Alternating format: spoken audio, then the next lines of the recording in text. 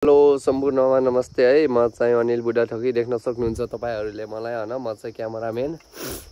तपाईहरुले यसो मेरो भिडियोलाई हैन लाइक कमेन्ट हान्दिनु होला भन्ने आशा गरेको छु हैन। हामी चाहिँ यहाँ आज 3 मामा भान्जाले यसो पैसा उठाएर यसो मासु खाँदै छौं हैन।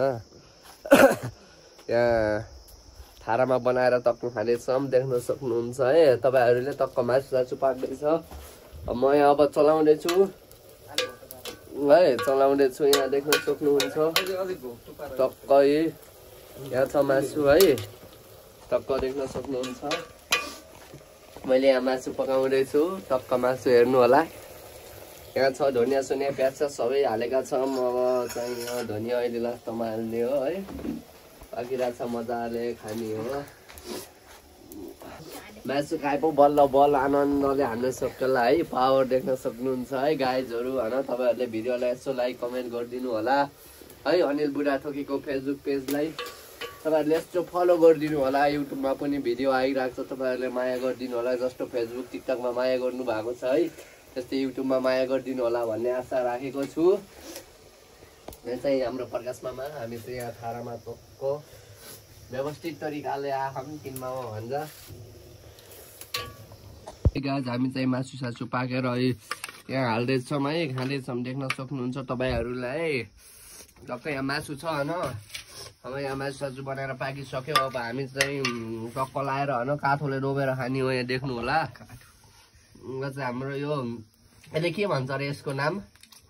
यो डोबेर खाने उलाई सिन्का खानामा एकदम बबाल भएको छ देख्न सक्नुहुन्छ। हामी 3 मामा हुन्छ है, एकदम बबाल भएको छ मासु। पाडाको सुकुटी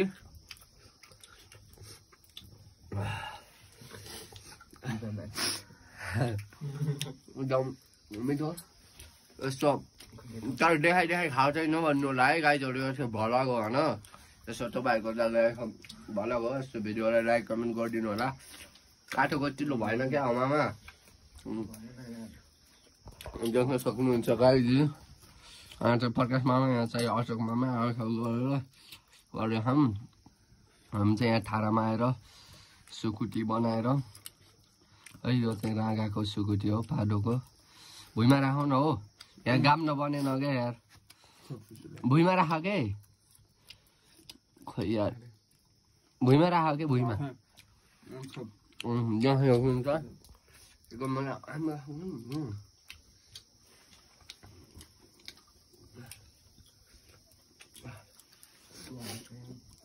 एकदम मजाको छ। बाँकी चिज हो खोइ के यार।